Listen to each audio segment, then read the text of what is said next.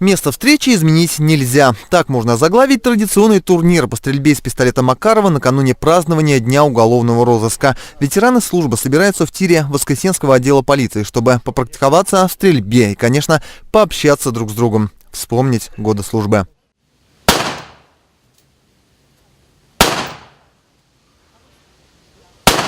Главные герои сегодня бывшие и действующие сотрудники уголовного розыска.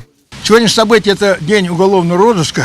Практически мы в преддверии столетия образования милиции. Это очень знаменательное событие для нас. И традиционно огромное спасибо руководству о том, что находит возможность, нас здесь собирает, и мы проводим вот такие вот встречи.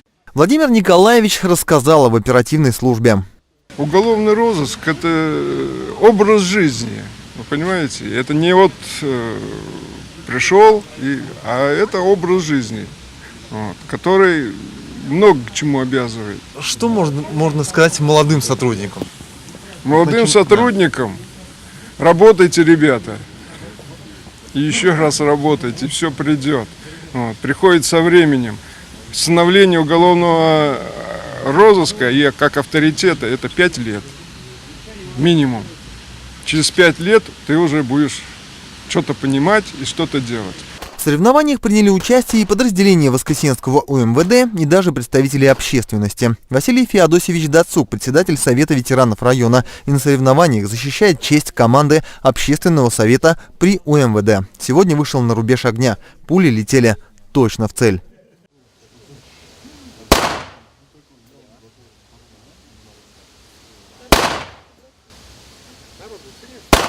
И не мудрено, Василий Феодосевич, ветеран вооруженных сил. 10, 9, 2 девятки и 7. Семерка? Как оцените? Ну, отлично. Так, это получается из ветеранов на первом. Пока. Год с лишним не стрелял, поэтому навыки, чтобы поддерживать, нужно стрелять. Чтобы бегать, нужно бегать. Чтобы стрелять, нужно стрелять. Вот. А так даже был чемпионом гарнизона по стрельбе. Подобные соревнования проводятся ежегодно. Недавно стали хоть и громкой, но доброй традицией.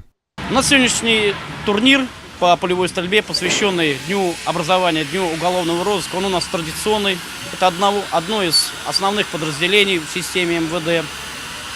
К сожалению, огромному, что угроза войны у нас не пропала. И учебно-тренировочные стрельбы, и плюс соревновательный процесс показывает, насколько сотрудники нашего управления готовы вести огонь. Ну вот сейчас уже посмотрели, как стреляют ветераны. Еще есть порох в пороховниках? Прекрасная стрельба. Я сегодня увидел, я говорю, что даже возрастные ветераны уже прибывают на стрельбы. Показали отличную стрельбу, хороший результат. Победители в командном зачете, личном первенстве получат заслуженные кубки и медали. Но главное – заряд хорошего настроения. Денис Нитков, Евгений Стародубов, Воскресенские вести.